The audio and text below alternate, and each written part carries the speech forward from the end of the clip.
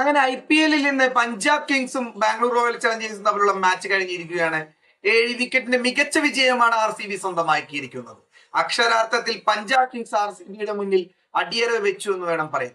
കഴിഞ്ഞ മത്സരത്തിലെ പരാജയം RCB വേണമെങ്കിൽ പകരം വീട്ടി എന്ന് തന്നെ പറയാം.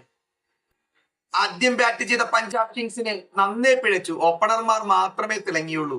ഒരു മികച്ച ബൗളിംഗുമായി കൃണാൽ പാണ്ഡ്യ വന്ന് ബ്രേക്ക് ത്രൂ നൽകിയപ്പോൾ RCB-ക്ക് പിഴച്ചു.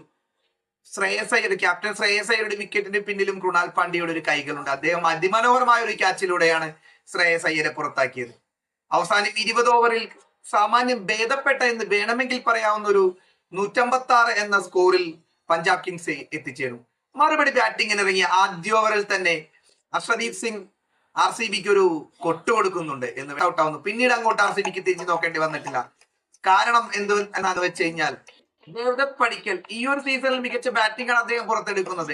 കഴിഞ്ഞ മത്സരങ്ങളിൽ മികച്ച ഫോമിലായിരുന്നു. ആദ്യത്തെ 1-2 മത്സരങ്ങൾ വെച്ച മികച്ച ഫോമിലായിരുന്നു എന്ന് വേണം പറയാൻ.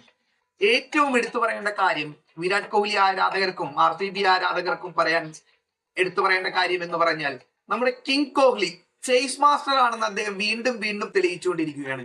അദ്ദേഹം 55 പന്തുകളിൽ നിന്ന് 71 റൺസാണ് അടിച്ചു കൂട്ടിയത്. 7 ഫോറുകളും 1 സിക്സറും മാത്രം അടിച്ചോളൂ. കാരണം ഒരു ഏകദിന ശൈലിയിലല്ല ബാറ്റ് വീശിയത്. പക്ഷെ ഒരു 2020 ശൈലിയിൽ അഗ്രസീവായ ഒരു ബാറ്റിംഗ് ആണെന്ന് പറയാൻ കഴിയില്ല. അദ്ദേഹം കരുതലൂടെയാണ് ബാറ്റ് ചെയ്തതെന്ന് വേണം പറയാം. Needful batting at the needful time എന്നൊക്കെ വേണമെങ്കിൽ പറയാം. പക്ഷേ ദേവദത്ത് പടിക്കലിന്റെ ബാറ്റിംഗ് ഒരു അഗ്രസീവ് ബാറ്റിംഗ് തന്നെയായിരുന്നു. അദ്ദേഹം ഒരു അഗ്രസീവ് സ്റ്റൈൽ ബാറ്റ് ചെയ്യുന്ന ബാറ്റർ തന്നെയാണ്. അദ്ദേഹത്തിന്റെ സ്ട്രൈക്ക് റേറ്റ് നോക്കിയാൽ തന്നെ അറിയാം. 31 പന്തുകളിൽ അദ്ദേഹം 61 റൺസാണ് അടിച്ചു കൂട്ടിയത്. പഞ്ചാബിൽ നിന്ന് തൊട്ടതൊക്കെ പിഴക്കുകയാണ് ഉണ്ടായത്. ഓപ്പണർ ഫിൽസാൾട്ടിനെ പുറത്താക്കിയത് ഒഴിച്ചാൽ പിന്നീട് കാര്യമായൊന്നും ചെയ്യാൻ കഴിഞ്ഞിരുന്നില്ല. ക്യാപ്റ്റൻ രജത് പാട്ടിദാർ വലിയ ഒരു സംഭാവന ടീമിന് വേണ്ടി ചെയ്തില്ലെങ്കിലും അപ്പോഴേക്കും ഏകദേശം RCB വിജയത്തോട് അടുപ്പിച്ചിരുന്നു.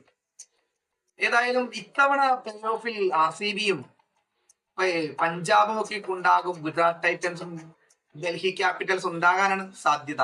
ലക്നൗ സൂപ്പർ ജയൻസും മുംബൈ ഇന്ത്യൻസും ഒക്കെ മത്സരിക്കുന്നുണ്ട്. അവരും കയറി വരട്ടെ. മുംബൈ ഇന്ത്യൻസ് ജയിച്ചു തുടങ്ങിയിട്ടുണ്ട്. ഇപ്പൊ ചെന്നൈ ആയിട്ടുള്ള മത്സരം നടന്നുകൊണ്ടിരിക്കുകയാണ്.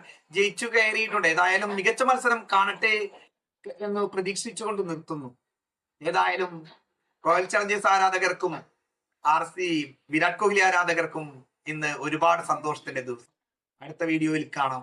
തെറ്റുകളും കുറ്റങ്ങളും ഉണ്ടെങ്കിൽ ഒന്ന് ക്ഷമിച്ചേക്കുക. അടുത്ത വീഡിയോ